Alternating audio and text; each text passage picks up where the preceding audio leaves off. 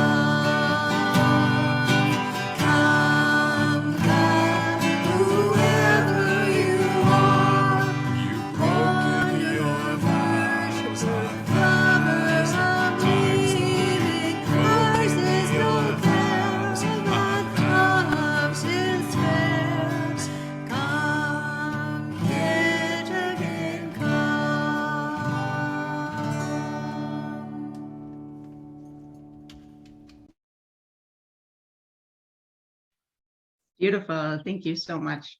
So I have just a few announcements. The first is that the Abbotsford Baha'i community is going to be offering a film viewing of a new documentary called Glimpses of 100 Years of Endeavor. That'll be next Friday, February 25th, from 7 to 8:30 p.m. Pacific Standard Time. So the film looks at the last 100 years of work and learning that are carried out by the global Baha'i community. It'll outline the journey that's led to the community's efforts to contribute to the emergence of a world organized around the principle of the oneness of humanity, which I think we might appreciate. The film's just over an hour long, so it'll be prefaced by an intro and then a discussion at the end.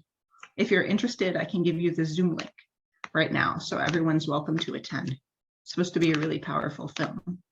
Let me just put that in the chat for you now. So that's next, like this coming Friday. February 25th, 7 to 8:30. Also, so this is where I need a little feedback from you guys. So the Surrey Interfaith Council is going to be hosting a multiple interfaith councils of BC roundtable discussion.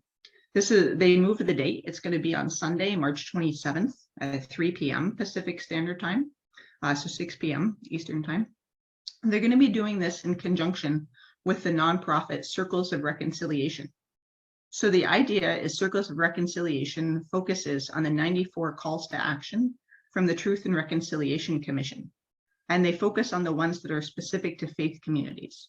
So when Indigenous folks here in Canada were saying, this is what's happened to us, and these are the calls to action that we need you all to take so that we can have reconciliation. They focus on the ones that actually pertain to groups like ours. So we're inviting them, the Surrey Interfaith Council is inviting them to meet with different faith groups to talk to us about that. So we're invited to have some of us from our community join that discussion so we can learn about what we can do to stand in better solidarity with our Indigenous friends. So I'm definitely going to be attending that. And I'd love to have whoever else from our community would like to go with me. It'll be online. So go, so please let me know either in the chat or in the email if you'd like to join that. I think it'll be a really important, interesting discussion. So yes, that's what we have. Yes, I think that's it for now. So does anyone else have any announcements?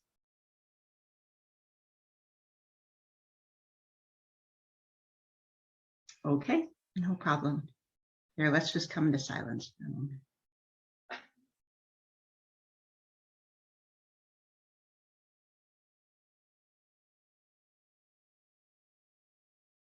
This prayer is called the New Beatitudes by Pastor Nadia Boltz-Weber. It's a little bit long, but I think you'll think it's worth it. Blessed are the agnostics. Blessed are those who doubt, those who aren't sure, who can still be surprised. Blessed are they who are spiritually impoverished and therefore not so certain about everything, so that they no longer take in new information. Blessed are those who have nothing to offer.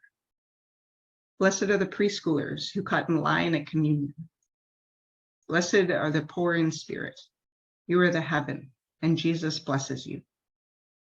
Blessed are they for whom death is not an abstraction. Blessed are they who've buried their loved ones, for whom tears could fill an ocean. Blessed are they who've loved enough to know what loss feels like. Blessed are the mothers of the miscarried. Blessed are they who don't have the luxury of taking things for granted anymore. Blessed are they who can't fall apart because they have to keep it together for everyone else. Blessed are those who are still not over it yet. Blessed are those who mourn. You are of heaven, and Jesus blesses you. Blessed are those who no one else notices. The kids who sit alone at middle school lunch tables, the laundry guys at the hospital, the sex workers, and the night shift street sweepers. Blessed are the forgotten. Blessed are the closeted. Blessed are the unemployed, the unimpressive, the underrepresented. Blessed are the teens who have to figure out ways to hide the new cuts on their arms. Blessed are the meek. You are of heaven, and Jesus blesses you. Blessed are the wrongly accused, the ones who never catch a break, the ones for whom life is hard, for Jesus chose to surround himself with people like them. Blessed are those without documentation. Blessed are the ones without lobbyists. Blessed are foster kids and special ed kids and every other kid who just wants to feel safe and loved. Blessed are those who make terrible business decisions for the sake of people. Blessed are the burned out social workers and the overworked teachers and the pro bono case takers. Blessed are the kind-hearted football players and the fundraising trophy wives. Blessed are the kids who step between the bullies and the weak. Blessed are they who hear they are forgiven. Blessed is everyone who's ever forgiven us when we didn't deserve it. And blessed are the merciful, for they totally get it. Amen.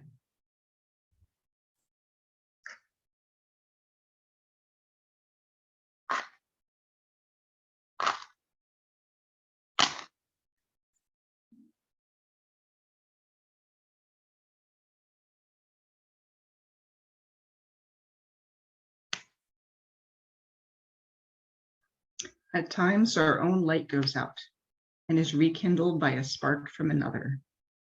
Each of us has cause to think with deep gratitude of those who have lighted the flame within us.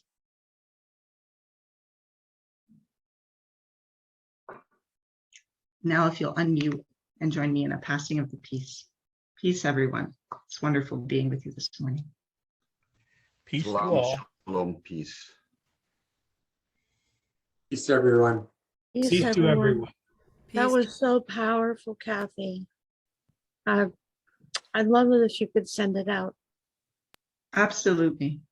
Yes, anything Nadia Boltz-Weber writes is unbelievable. So I'm so glad you like it as much as I do. Hi, welcome, Cynthia. So good having you with us. Peace and comfort to everyone.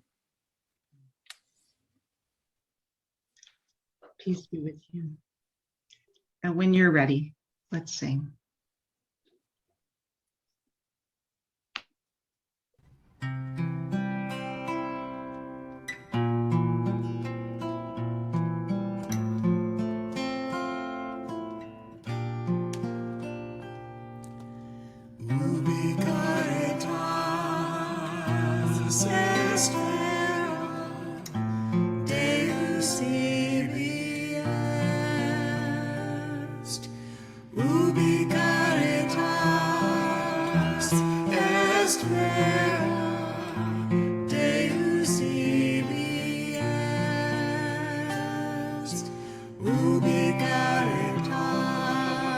est verum Deus ibi est, ubi caritas est vera Deus ibi est, ubi caritas est vera Deus ibi est, ubi caritas est vera Deus ibi est, ubi caritas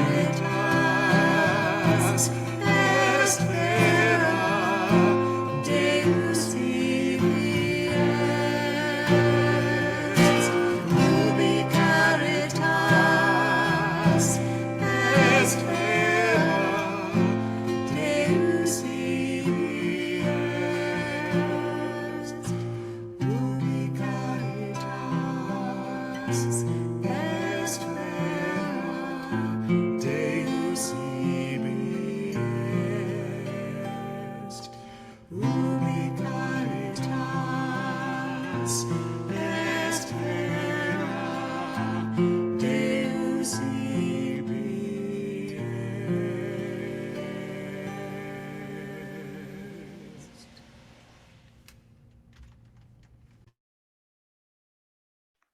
Beautiful. Thank you so much.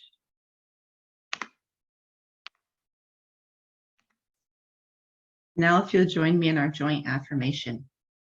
We come together in peace. We sing together in joy and with love. We worship together in one house, a house with names beyond number. Our paths are many, our beliefs are as leaves, and the tree that we cleave to is nourished by the light of compassion, justice, and mutual respect. May our lives, our beliefs, and our actions help to bring about the world of love we all seek, and let it begin here.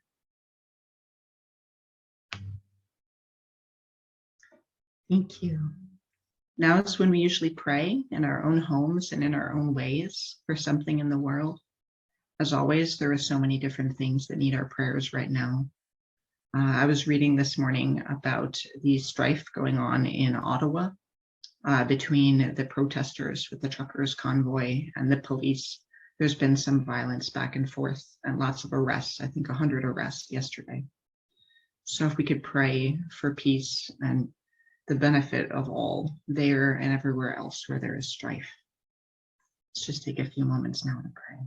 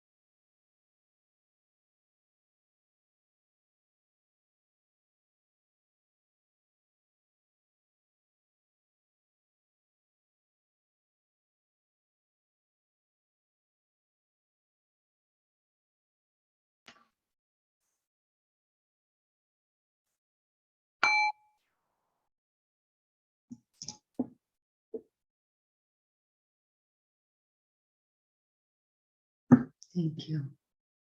When you're ready, let's sing.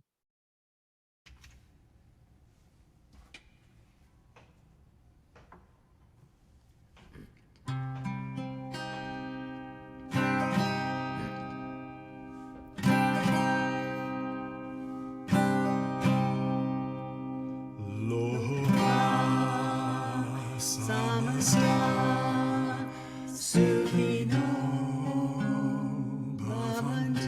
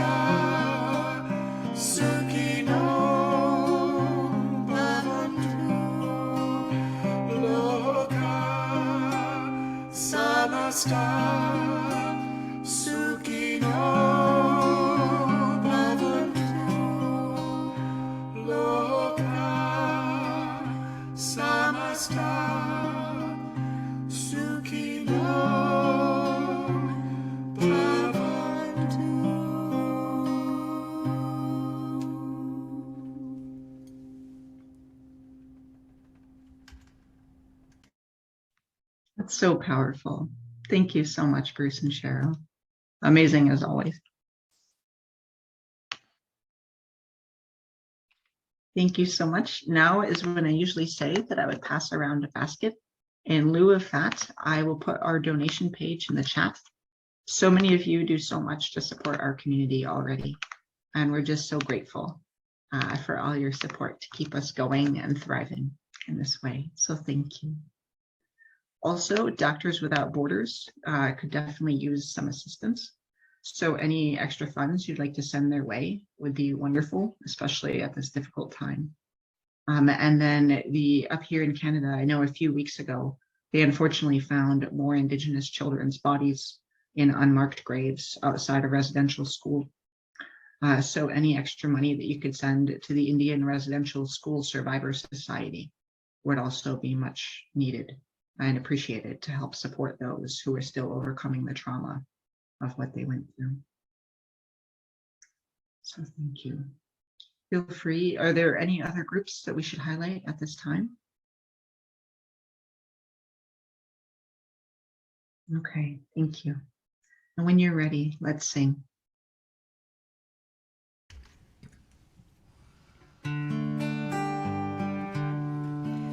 From you I receive, to you I give. Together we share, and from this we live. From you I receive, to you I give. Together we share, and from this we live. From you I receive, to you I give.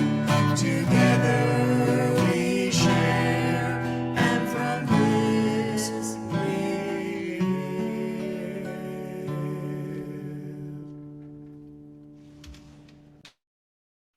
Beautiful. Thank you so much. Now it's my joy to turn it over to my long-term friend, Beth Hersom. So I've known Beth since college, and she is one of the most beautiful, open-hearted people I know. And I'm just so grateful. I said she would be perfect to speak today on the occasion of Anti-Bullying Day.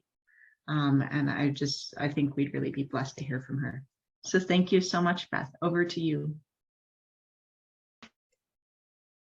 All right, so let me know if the Zoom's not working. This is the first time I've used Zoom. I've used every other app, but this is the first time I've used Zoom. Thank you. So thank you so much for sharing your morning and your service with me. It's really very beautiful. Really very, very beautiful. I'll tell you a little bit about myself. I'm a Catholic. I have 3 kids. I'm extremely nervous. I was plunged into the world of disability advocacy about 10 years ago when my second daughter was born with Apert syndrome.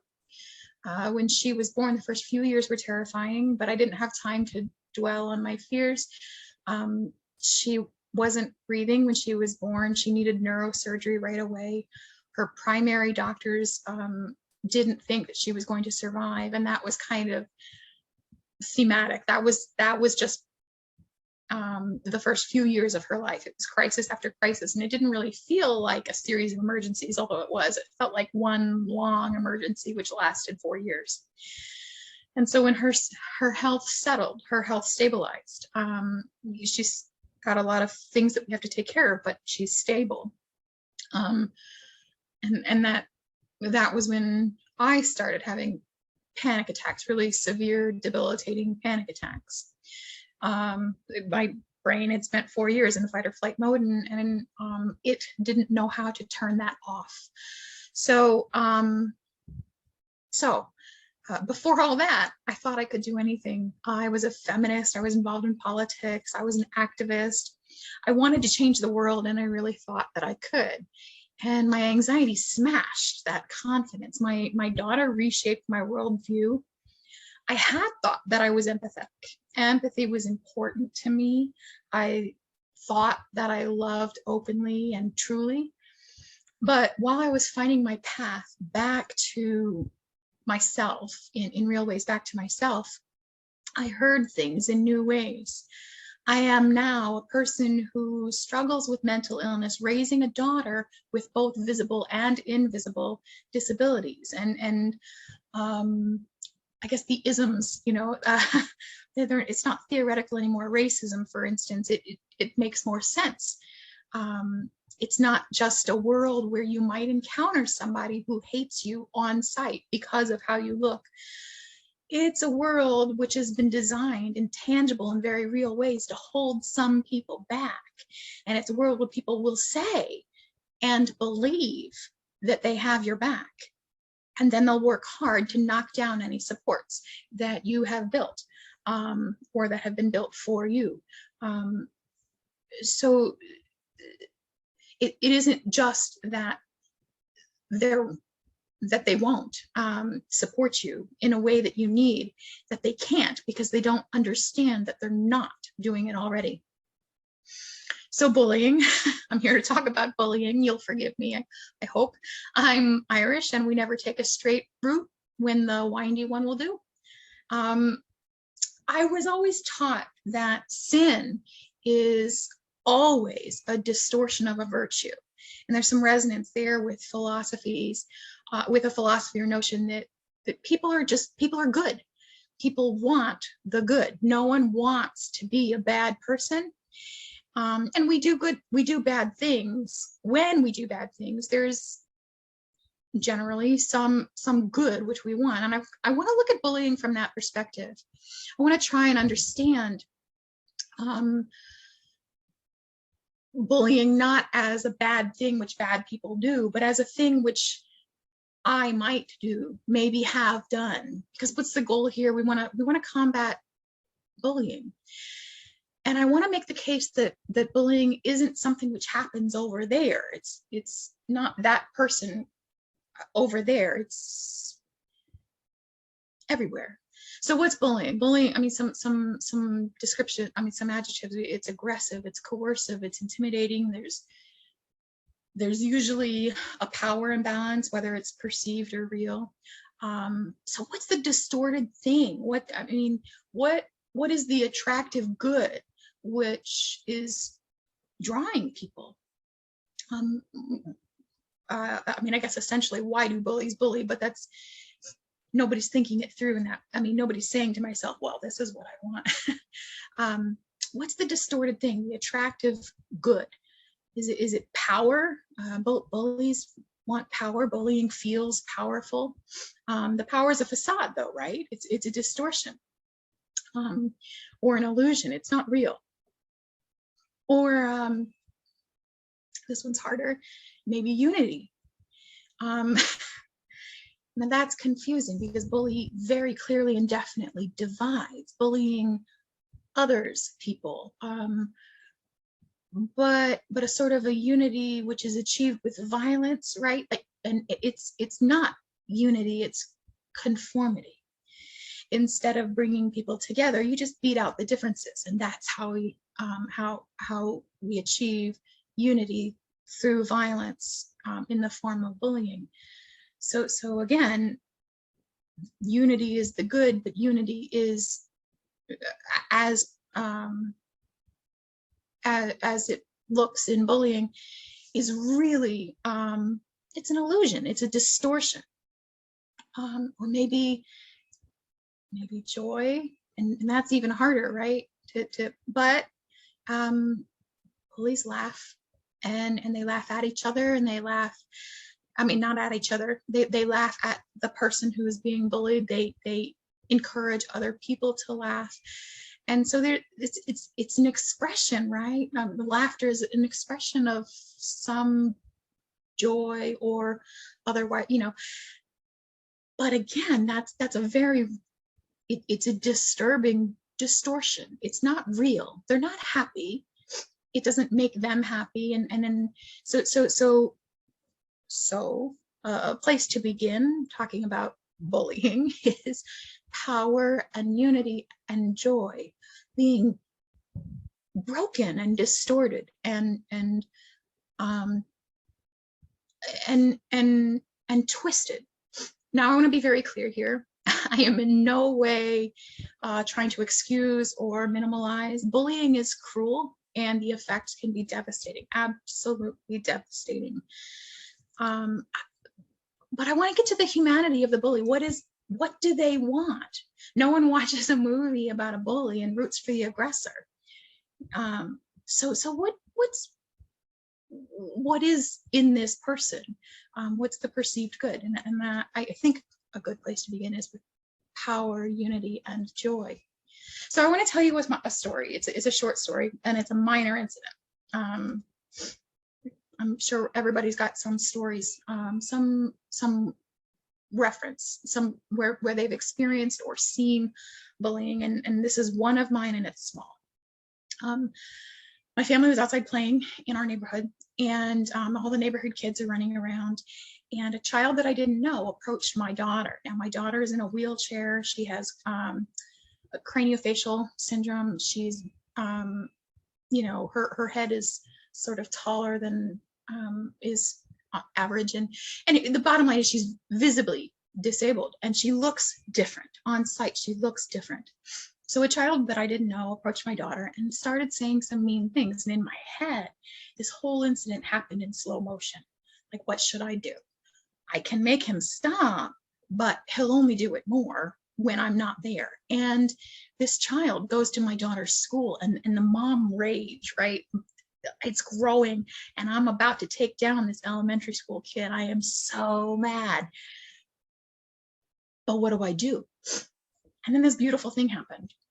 One of the other neighbors, one of our neighbors, a young girl, she put herself physically in between the bully and my daughter, and it wasn't like aggressive, you know. She put herself physically there, and then she said, "This is my friend." And immediately lines were drawn. This simple, clear, non-aggressive statement forced this tense moment into some visibility. Every child there had to make a choice, and it was really impressive. The kids came to my daughter, and also her, the child who defended her. And some of the children spoke to my daughter, you know, "Oh, I love you, Sarah," and but they didn't directly address the bully. That just isn't like they saw this thing, and they chose a side, and they chose a side without addressing the bully directly. So the line that was drawn, it wasn't a battle line, it was a circle. They metaphorically drew a circle around my kid, and that other kid, well, he's looking in, and he wants to be in the circle too. So this kid, this wannabe bully, spent the next several days coming over to my house when we were outside. He would come over, and he would sit down with me and get to know Sarah, and he would ask me questions, and it was fascinating. Not only did the kids protect my daughter from a bully, they literally changed the bully's behavior. And I know, I mean, it isn't always that easy, but that's the goal, right?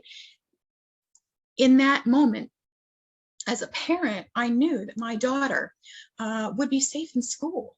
What a gift that was. And I knew that she had allies and defenders and friends. And I think that the child, this child who had tried to hurt my kid, is a better human in the world, because the other kids did welcome him. They when he wanted to play with them, as soon as he made it clear that he was going to play nice, he got to join in. He got to laugh with the other kids rather than laughing at someone. And he saw a truer power, right, than the power that he tried to seize. And so there was a unity, and it was beautiful. So power, unity, and joy. Bullying twists and contorts these things, but it props up a facade. And the facade can feel good, but it's entirely shallow. Sorry. So what's my point here? We see bullying everywhere. Playgrounds, obviously, politics, and not just when we elect bullies, but in our grassroots alliances and in our political structures or religion. And I mean, listen, I'm a Catholic, and we Catholics love our rules. We really do. I like to think of rules as a frame, which help me understand the world, or bumper rails, which keep me focused, looking toward love. But I've been beaten with the bumper rails and or the frame, right? People do love to beat each other with our doctrine sticks. You know, this is, let me so this is a little bit scattered. I wanted to talk about, you know, my personal experiences, and I had wanted to bring in parables and fables and the wisdom of the ages, but let me try and reel it in a little bit and tighten it up. The too long didn't read version in 2 statements is: 1, the single most important thing that you can do to stop bullying is to speak up in the moment. You can look for allies and draw them in if you can, whether physically or metaphorically. Put yourself in between the bully and the bullied. Shatter the illusions, whether they're illusions of power or unity or joy or something else. If you smash the illusion, most of your work is done.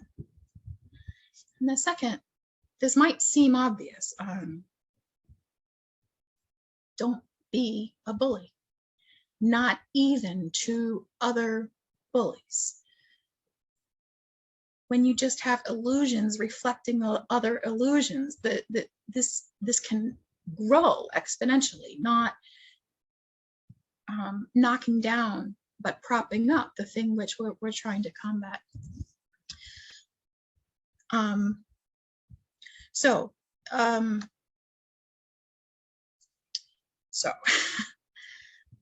thank you so much for listening and for sharing with me this morning, and thank you for inviting me here and letting me be a part of this this time this morning. I hope we can pray together and learn together and see and smash bullying where we see it, especially in our own communities and in our own hearts, in our own alliances and faiths. Thank you. That was beautiful. Thank you so much, Beth. You definitely didn't have anything to worry about. So it was wonderful, and it was such a powerful message. I really appreciate you taking the time to be with us. Are you okay with staying a little bit after the service, just if anyone wants to dialogue more about this or has any questions? Sure. Great. Thank you so much. I don't know where I am. Bruce and Cheryl have one more song, and we'll do our closing blessing. When you're ready, Bruce and Cheryl, let's sing.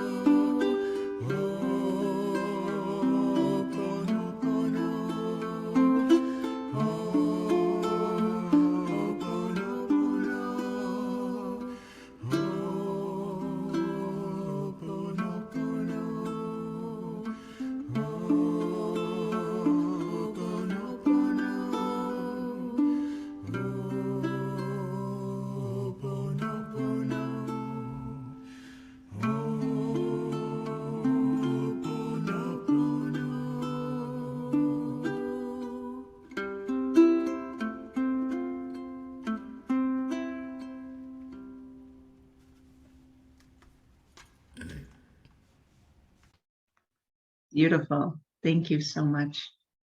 Friends, thank you for taking this time. Thank you so much, Beth, for sharing. It's, yes, how can we go forward? Let's go forward in love, being willing to stand up for those who are being marginalized, for those who are being bullied, for those who are afraid, but also in a way that we still invite that repair, that ho'oponopono. How can we still try to create some kind of unity with all, while also standing up for those who are being hurt? So let's go forward in that kind of love and unity and with courage. Thank you.